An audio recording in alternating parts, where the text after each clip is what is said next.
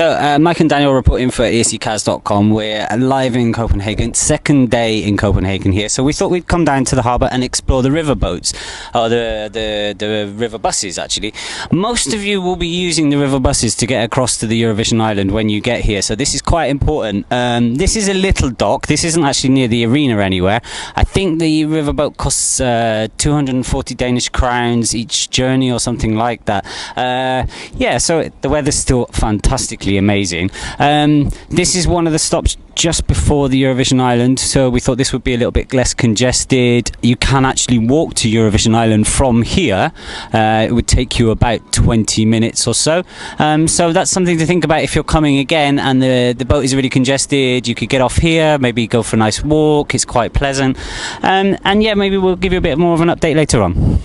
And this is quite a rarity for ESCKAZ.com. This is the guy that's usually behind the camera, sitting down, having a cigarette, enjoying himself in the sunshine for a change. Do you want to wave? Yes. Say hi to your audience, Daniel. Okay. See you later.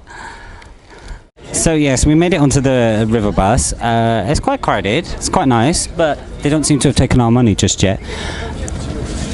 It's still sunny out here, and I guess most of you is going to be using this sort of transport while you're here in Denmark for the Eurovision Song Contest. Quite pleasant, quite nice, bit of a journey, but never mind. Yeah, so that's it really. We'll see where we end up. Daniel, you might want to go through there and you can just see if you can get anything out of the window. So yeah, and I think there are two routes. One is more useful than the other because that goes all the way out to the arena, but this one is kind of the one near our apartment. So this is the opera house in the background just here, over here, no, there. So and there's one that does like a little shuttle back and forth between the opera house and the main dock in Copenhagen. Anyway, we'll check back later. Okay. So the crossing seems quite quick. It was about 3 or 4 minutes. We're just getting over to the first stop, which I think is Nippelsbrow or Nippelbroom or Nipples, something like that. Anyway, not sure if we're going to get off here and walk across the bridge and go over to the centre of town, or maybe we'll just stay on it for a little bit longer. But I think maybe the bridge is possibly a good idea to have a little walk across. Quite busy around. Everybody seems to be out and about in Copenhagen on Saturday, having a Saturday afternoon in the sun. And also, obviously, we're getting the random looks from all the locals now, thinking, what the hell are the Eurovision nutters doing in town again so early? Anyway, speak to you later. You're in People's Way. So actually that's quite funny because we got on the little river bus and then we got off on the wrong stop. So now we're just on the other side of the water from the arena, which is way over there. We don't exactly know where we are, but we think we're quite near the most famous monument in Copenhagen, which is obviously the Little Mermaid. So we might just have a little wander up there and have a little look around there because the sun is out, and really I don't really want to go around the shopping streets today. But yeah, we got a little bit lost, so listen up people, be careful which water bus you get on. So yeah, lots to do and lots to see in Copenhagen, but mainly the biggest thing in the skyline at the moment is the big, huge blue "Join Us" sign on the side of the arena. This is across the water from that, but just panning across the water, it's really quite pleasant round here. Warships, old warehouse wharf dock things, more warships over here. Huge queue for the river bus, which we got on the wrong one again. Anyway, speak to you later. So yesterday we brought you grubby, horrible, nasty, smelly, dirty Copenhagen out by the arena because it's a bit of a mess out there. Today we bring you to posh Copenhagen. Really quite pleasant around here. One thing you'll find about Copenhagen is it's water everywhere. So we just, even though we got off on the wrong water bus, we found this little spot down by the river and this nice little fountain here. A bit of a tourist trap, lots of people around. Yeah, I guess a nice pleasant place to spend some time if you're coming to visit Eurovision in a few weeks' time. So it's Mike reporting for ESCKAZ.com. We're down by near the Little Mermaid and we found some random Danish people to talk to. Hi, what's your name? Hi, I'm Matthias. Okay, Matthias, what are you doing here today? Well, today is Sakura Festival. It's a Japanese festival. Okay. And me and my friends, we have been playing this toy for 5 years. It's called a kendama. Okay.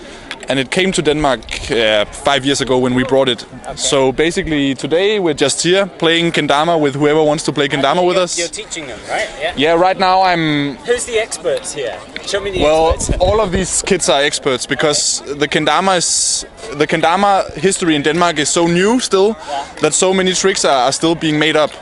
So many of these... I mean, I'm maybe the one in this group that has been playing for the most time, but these kids have many of their own tricks and their own styles. So everybody's teaching everybody. It's coming on to other cultures. Eurovision is here next week. Yeah. With the big, huge sign across the water. Yeah. What do you guys all think about Eurovision coming to Denmark this year? Well, it's... Be honest. You can be negative. It's okay. I think I'm not that into it, but when it's there, I'm maybe into it for a couple of hours. So I'm not the person that is, checking whoever's coming and playing out. Okay. I'll just, watch it together with my family when it's on on the television. Yeah. Okay. Great to talk to you. Thanks for carry on playing Kudama. Kendama. Kendama. Kendama. Sword and ball in Show Japanese. Me how it works. Well, you have the cups. Yeah. And you can get it around in the cups and on the spike. Yeah. And then you can grab the ball and get the handle to balance on the ball and get it in the spike. And you can also use the string for some things. Very complicated to me. It is complicated. In the beginning, it is quite complicated. But I mean, you just start by getting it on the first cup. Okay. Then when you've got that, yeah. I can't do this with the microphone though. This is going to be embarrassing. Oh no, and in two hands. Really. It is hard. It is hard, but the basic thing is that you have to use your knees. Okay. So you basically just move together with the ball, and then you buy yourself some time to just catch it when it's there. Yeah. Brilliant. Great to speak to you. Thanks for your time. Okay. You're welcome. So randomly, the one thing you least expect to find in Copenhagen when you come for the Eurovision Song Contest is a festival of Japanese culture and Japanese music. I don't know if you can hear that in the background, but we're down there, some park area down by where the Little Mermaid is, and it's just a bit random really. But funnily enough, the cherry blossom is on the trees, so it's quite nice. It's almost like you're in Tokyo, really. Thanks.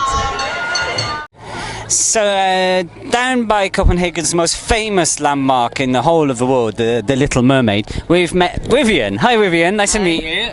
Your little stall here is selling lots of souvenirs and things like that.